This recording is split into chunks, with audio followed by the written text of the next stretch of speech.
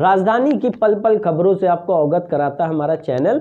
जैसा कि हम आपको इको गार्डन या कहीं पे भी कोई भी घटना या खबर होती है हम आपको सबसे पहले दिखाते हैं। ऐसे ही आज राजधानी के दारुल शफा ए ब्लॉक में आज हुई एक बैठक व्यवस्था परिवर्तन मोर्चा की, जिसने सभी दलों को एक कर अपनी बैठक की और अपने विचार रखे। उन्होंने सबसे बड़ी बात ये कही कि जो भी महागठबंधन है वो उसका विरोध कर रहे हैं, वो चाहे उसमें बसपा हो, भाजपा हो, सपा हो, चाहे वो कांग्रेस हो। तो देखिए एक हमारे संवाददाता की ये रिपोर्ट। तो जिस तरह से भी स्क्रीन पे आप देख रहे होंगे, जस्टिस पार्टी और ये प्रादेशिक व्यवस्था परिवर्तन मोर्चा में 4 राजनीतिक दल शामिल हो चुके हैं, जैसा कि भारतीय हरित पार्टी भी है और अखिल भारतीय अशोक सेना और दलित शोषित पिछड़ा वर्ग अधिकार दल। तो इन 4-5 संगठन जो भी राजनीतिक दल हैं ये सब एकत्रित हो गए हैं। आइए जानते हैं कि आज कि ये जो बैठक है राजधानी लखनऊ के दारुल सभा हॉल में, इसका क्या उद्देश्य और किस तरह से इस बैठक में क्या निष्कर्ष निकाला गया, किन एजेंडों पे आज की ये बैठक रखी गई है। तो आइए अब शुरुआत करते हैं और जानते हैं इनके परिचय के साथ कि किस तरह की आज की ये बैठक है। जी, क्या परिचय है वैसे? मेरा नाम साहब सिंह धनगर भैया जी है, जनपद अलीगढ़ का रहने वाला हूँ और राष्ट्रीय शोषित समाज पार्टी का राष्ट्रीय अध्यक्ष हूँ। आज दारुल सभा ए ब्लॉक कॉमन हॉल में ये प्रादेशिक बैठक हुई है और इसमें हम चूँकि 5 दलों के लोग आज यहाँ इकट्ठे हैं और सब समान विचारधारा के लोग हैं, हम लोगों ने एक व्यवस्था परिवर्तन मोर्चा का गठन किया है और इसमें जो भी घटक दल हैं, इसके अलावा कुछ दल आए नहीं हैं, वो भी समान विचारधारा, वो भी इस व्यवस्था परिवर्तन मोर्चा में शामिल होंगे। तो हम लोग 72 साल की आज़ादी में इस देश में शिक्षा, नौकरी, व्यापार, राजनीति आदि सभी क्षेत्रों में जनसंख्या के अनुपात में हिस्सेदारी नहीं मिली है। उस हिस्सेदारी को इस व्यवस्था परिवर्तन मोर्चा के माध्यम से दिलाना चाहते हैं और सपा, बसपा गठबंधन, कांग्रेस, भाजपा, इनको हम उखाड़ फेंकना चाहते हैं। ये व्यवस्था आज की बैठक थी जी, इसी वजह से आज की इसी वजह से। और ये व्यवस्था परिवर्तन मोर्चा उत्तर प्रदेश, उत्तराखंड, मध्य प्रदेश, राजस्थान, दिल्ली, इन प्रांतों में जहां जिस दल का संगठनात्मक ढांचा मजबूत है, जिसकी अपनी लोकसभा चुनाव 2019 की तैयारियां हैं, वहां पर उन पार्टियों के प्रत्याशियों को लड़ाया जाएगा और व्यवस्था परिवर्तन मोर्चा में सभी जो घटक दल शामिल हैं सब सामूहिक रूप से एक दूसरे का प्रचार करेंगे, सबको जिताने का प्रयास करेंगे। क्या नाम है वैसे? मेरा नाम डॉक्टर राजवीर सिंह। तो जैसा कि 4 पार्टियां, 5 पार्टियां आपके साथ में आ चुकी, तो ये गठबंधन ही है एक तरह का। जी जी। तो ये गठबंधन क्यों? देखिए, आज तक देश और प्रदेश की जो सरकारें आई हैं उन्होंने जनता के प्रति अपनी गलत नीतियाँ, गलत रवैया रखा है। जनता को उनके अधिकार दिलाना, सदनों में जाना और केंद्र की और राज्य की सरकारों के खिलाफ आवाज़ उठा करके अपने व्यवस्थापका परिवर्तन मोर्चे की सरकार बनाकर उनके अधिकारों को वापस दिलवाना। भाई साहब, क्या परिचय आपका, आप किस दल से हैं? नरेंद्र कुमार कुशवाहा, राष्ट्रीय अध्यक्ष अखिल भारतीय अशोक सेना। तो जैसे कि अशोक सेना आज व्यवस्था परिवर्तन मोर्चा में एक तरह से शामिल हो गई है, गठबंधन ही है आपका 5 दलों का, तो क्या उद्देश्य इस गठबंधन का और किस तरह से, किस वजह से जो सपा, भाजपा और कांग्रेस की बात आप लोग कर रहे हैं, तो इसको उखाड़ फेंकने की क्या वजह है? वैसे इस मोर्चे में अभी तक 8 दलों ने अपनी सहमति दे दी है, उनमें से 5 दल यहाँ पर उपस्थित हैं। तो व्यवस्था परिवर्तन मोर्चा प्रदेश की सभी सीटों पर चुनाव लड़ेगा और जैसे उत्तराखंड है, राजस्थान है, मध्य प्रदेश, यहाँ पर जिन जिन पार्टियों का अपना संगठन है वहाँ भी वो अपने प्रत्याशी उतारेंगे। हमारा उद्देश्य है कि व्यवस्था को बदलना और जो चुनाव है हमारा लोकसभा चुनाव, ये जितने भी चुनाव हैं ये भ्रष्टाचार के अड्डा बन चुके हैं। तो व्यवस्था परिवर्तन मोर्चा की जब सरकार बनेगी तो ये सारे जो चुनाव हैं ये सरकारी खर्च पर होंगे। जैसा कि आपने सवाल उठाया है जी, राजनीतिक दलों पर, क्या प्रमुख कारण है? प्रमुख कारण है कि जो वर्तमान सरकार विशेष रूप से, ये तो संविधान विरोधी सरकार है। आप देख रहे हैं रातों रात में वो संविधान को ही नहीं मानते, और हम तो कह रहे हैं कि भारतीय जनता पार्टी संविधान विरोधी सरकार है। और हम 1992 से अशोक सेना कह रही थी कि इस देश में संविधान को खतरा। 1992 में जब यहाँ भारतीय जनता पार्टी की सरकार थी, धर्म संसद हुआ था काशी में, और उसमें ये प्रस्ताव इन लोगों ने पारित किया था कि तिरंगे में से अशोक चक्र हटाकर ओम लगाया जाए। आज वो झलक नोटों पर देख रही है। हमारा राष्ट्रीय चिन्ह बड़ा है, महात्मा गांधी जी हमारे राष्ट्रपिता, अच्छी बात है, हम उनका सम्मान करते हैं, लेकिन कोई भी व्यक्ति राष्ट्रीय चिन्ह का स्थान नहीं ले सकता। नोटों पर से अशोक की लाट को हटा दिया गया, वाटर मार्क से भी हटा दिया गया, और उसको बहुत छोटा कर दिया गया है ना, और गांधी जी को बड़ा कर दीजिए। तो मैं तो कहता हूं कि जिन लोगों ने ये किया है, इन पर देशद्रोह का मुकदमा चलना चाहिए। और जैसा कि आपके साथी ने कहा कि बसपा क्यों? बसपा जी, बसपा के लोग जो है ना, बहन जी जब पहली बार मुख्यमंत्री हुई थी तब तो ठीक थी, आज वो भ्रष्टाचार पूरी तरह से लिप्त हैं।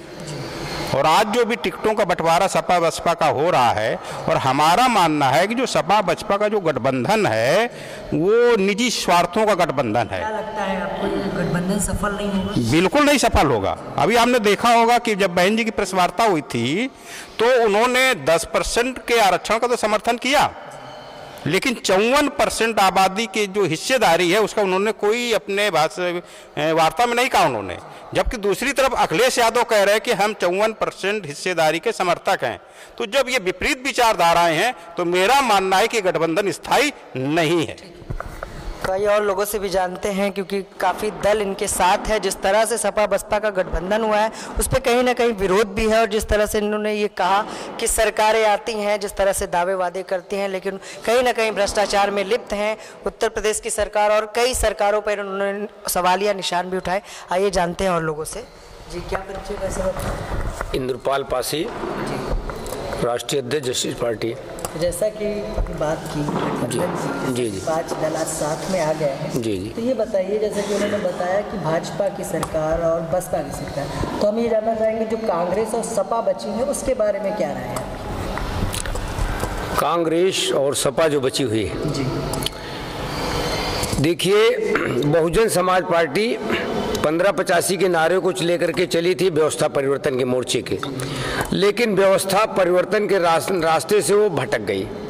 यही काम सपा ने किया डॉक्टर राम मनोहर लोहिया के रास्ते पर चल करके, और रास्ते से भटक गई। जातिवाद, परिवारवाद, गुंडावाद में वो फंस गई, और आज स्थिति ये हुई कि 5 सीटें 4 सीटें देश में बचा पाए पार्लियामेंट की। स्थिति गड़बड़ नहीं हुई तो भटक गए, पीछे बैक क्यों चले गए, स्थिति ये है।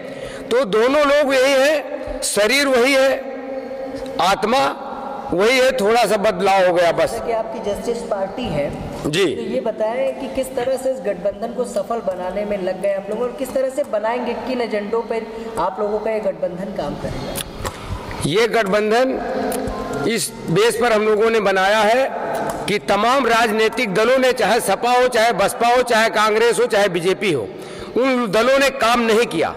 अगर उन्होंने काम किया होता तो आज इस व्यवस्था परिवर्तन मोर्चा और जस्टिस पार्टी को आज यहाँ इकट्ठा होने की कोई जरूरत न पड़ती। ये जानना चाहेंगे जी सर, किन एजेंडों को लेकर चुनाव में उतरने वाली है जी, ये जो मोर्चा आपका बना है, किन एजेंडों पर उतरेगी इस चुनाव में? हम एजेंडों पर उतरे हैं जो व्यवस्था परिवर्तन मोर्चा, शिक्षा नीति, एकल शिक्षा नीति होनी चाहिए देश में, ठीक। जो कमजोर व्यक्ति है, जो बुद्धू रघु श्यामलाल नंदलाल का गांव के रहने वाला बेटा प्राइमरी पाठशाला में टाट पट्टी में पढ़ता, और सोनिया गांधी और प्रियंका गांधी वाड्रा का बेटा जो कैम्ब्रिज और कन्वेंट विदेश में जाकर के शिक्षा ग्रहित करता है, पढ़ता है, वो उसी विद्यालय में पढ़े, तब कंपटीशन की बात करें। समस्या यहाँ गड़बड़ हो रही है, इसका सुधार होना चाहिए। और रह गई किसानों की नीति, किसानों की बात को हर व्यक्ति लेकर के चलता, हर पार्टी के नेता लेकर के चलते सरकार में आ जाते हैं, चाहे वो कर्जा माफी का मामला हो, चाहे काला धन हो, चाहे पीला धन हो, चाहे सिलेंडर फ्री का हो, ठीक। खाली मुझले वो एक बहाना और जरिया उन्होंने बना लिया वोट लेने का, चाहे अखिलेश सरकार हो, चाहे भारतीय जनता पार्टी सरकार हो। सर, एक से आपने सभी सरकार पे उंगली उठाई, तो जी, किस तरह से आप पे लोग विश्वास करेंगे? हाँ, हम पर आप नहीं झूठे वादे कर रहे हैं, कैसे मान लें? जी, हमारी पार्टी का नाम है जस्टिस पार्टी। जस्टिस का जी हाँ, काम करने से होता है। अभी तो हमने नाम दिया, काम तो मैदान में कर रहे हैं ना। हम जमीन झुग्गी झोपड़ी से निकल करके, खेत खलिहान आंगन से, मैदान से निकल करके घर की तरफ से शहर की तरफ आए हैं। तो हमने गरीबी को देखा है, समझ रहे हो। सभी नेता यही कहते हैं। हाँ कहते हैं, लेकिन वो करते नहीं है। हमारी करनी और कथनी में हमारा फर्क है, मेरे संविधान में, हमारी नीति में पार्टी के फर्क है। जी सर। तो जैसा कि आपने देखा कि राजनीतिक पार्टियां जब भी सत्ता में आती हैं, चुनाव का जब माहौल बनता है तो कई वादे दावे दिखने लगते हैं। इसी तरह से आज इस मोर्चा ने भी वादे और दावे किए कि सत्ता में आने के क्या एजेंडे हैं, किस तरह से किन एजेंडों को लेकर चुनाव लड़ने वाले हैं। आइए एक लोग और बच्चे हैं, उनसे भी बात करते हैं। क्या नाम है आपका? बस रोशन अली। बताइए किस तरह से इस मोर्चा सफल बनेगा, जिस तरह से ये मोर्चा बनाया है आपने व्यवस्था परिवर्तन, किस तरह से युवा सफल बनाएगा उसे? देखिए, जहां हम बात करते हैं युवाओं की, तो वहां युवाओं के लिए कोई सुविधाएं तो मुहैया कराई ही नहीं जा रही हैं इस सरकार में। केवल वादे किए गए, केवल जुमले बताए गए, वो हम करके दिखाएंगे युवाओं के लिए। युवाओं को मुहैया रोजगार कराया जाएगा, हम कराएंगे उसको। अभी तो हमने शुरुआत किया है, जो हमारे घटक दल यहाँ पे इकट्ठा हुए हैं, ये समानता की बात कर रहे हैं और एक विचारधारा पे हम लोग काम करेंगे और युवाओं के हक में उनको रोजगार या गरीबी को समानता, पढ़ाई पे समानता, ये हम लोग कार्य करेंगे। क्या लगता है युवा आज का जो है आपके इस मोर्चे पर भरोसा कर सकता है, विश्वास कर सकता है? जरूर कर सकता है। तो जैसा कि आपने देखा, ये थे कई दलों के लोग जिन्होंने बात कही और ये भी कहा कि चुनाव लड़ने के जो एजेंडे हैं, जिस तरह से चुनाव की बात कर रहे हैं, और जब भी चुनाव का माहौल है तो कई राजनीतिक पार्टियां मैदान में दिखाई देने लगती हैं। उससे पहले कभी ये पार्टियों का नामो निशान तक दिखता नहीं है। आइए हम जानते हैं कि क्या क्या अभी तक काम किए हैं इन घटक दलों ने, जिस तरह से आज मोर्चे की बात कर रहे हैं ये लोग। आइए एक दो लोग बचे हुए, उनसे भी हम बात करते हैं और जानते हैं कि किस तरह से ये पार्टी धरातल पर काम करेगी। जी। मैं अतर सिंह पाल, राष्ट्रीय प्रधान महासचिव राष्ट्रीय शोषित समाज पार्टी। हम सब 5 दलों ने मिलकर के, 8 दलों ने मिलकर के एक संगठन बनाया, गठबंधन बनाया है, जिसको व्यवस्था परिवर्तन मोर्चा का नाम दिया है। मोर्चा का जो हमारा संयुक्त घोषणा पत्र है, वो हमने बनाया है कि खेती को हम उद्योग का दर्जा दिलाएंगे, कृषि आयोग का गठन किया जाए और खेती का जो उपज है हमारे किसानों की, उसका मूल्य निर्धारण का काम किसानों के द्वारा हो। इन आईएएस और जो ब्यूरोक्रेसी बैठी है इसी में, जिन्होंने कभी खेती की तरफ नहीं झांका है, उन्हें खेती की कष्ट नहीं मालूम है, उनके द्वारा हम चाहते हैं। हमारे मोर्चा ये कहना है कि हम नहीं चाहते सरकारें हमारे किसान का कर्जा माफ करें, हमें चाहते हैं किसान की उपज का उचित मूल्य मिले, सरकार उन्हें खरीदे और अपने गोदाम में रखे, जिससे किसान की आर्थिक स्थिति सुधार आए, उसका रहन सहन का स्तर है, बच्चों की शिक्षा का स्तर सुधार हो।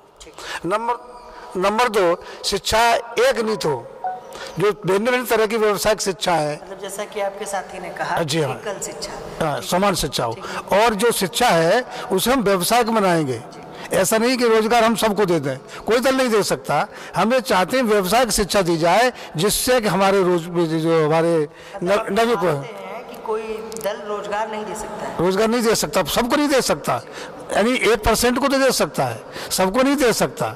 लेकिन हमारे युवकों को इस प्रकार की व्यवस्था दी जाए कि वो अपना रोजगार स्वयं कर सके, जिससे उनकी बेरोजगारी खत्म हो। जो हमारे यहाँ भाव खराब हो रहा है, जो बच्चे बेरोजगार हैं, गुंडागर्दी करते हैं या नशे की लत में जाते हैं, इससे वो बच सके। ये हमारे मोर्चे का मुख्य उद्देश्य होगा। तो जैसा कि आपने देखा, व्यवस्था परिवर्तन मोर्चा में कई घटक दल शामिल हुए हैं जो कि राजनीति के मैदान में आ चुके हैं और उन्होंने कहा कि पूरे देश में चुनाव का माहौल बना चुके हैं और देखते हैं कितनी सीटों पर चुनाव लड़ेंगे, क्या इनकी रणनीति रहेगी, किस तरह से जनता इनका समर्थन देगी। और जैसा कि इनके दावे और वादे हैं, इनके मैनिफेस्टो में अभी बात करने के दौरान पता चला कि क्या मैनिफेस्टो में वादे हैं, देखते हैं कहाँ तक देश की जनता इनका समर्थन करेगी। इसी के साथ मैं विक्रम आपसे इजाजत चाहूंगा। नमस्कार। जहां पार्टियां गठबंधन में आ रही हैं, वहीं व्यवस्था परिवर्तन मोर्चा गठबंधन का विरोध करते हुए सामने आया है। उसने ये भी कहा है कि जो भी संगठन के पदाधिकारी हैं, उनसे राय विमर्श करके फिर वो अपनी और रणनीति को मजबूत करेंगे और देश की भलाई के लिए कार्य करेंगे। तो ऐसी खबरों को देखने के लिए अगर अभी तक के आपने हमारा चैनल को सब्सक्राइब नहीं किया, सब्सक्राइब कर लीजिए। अगर फेसबुक पे देख रहे हैं तो लाइक कर लीजिए।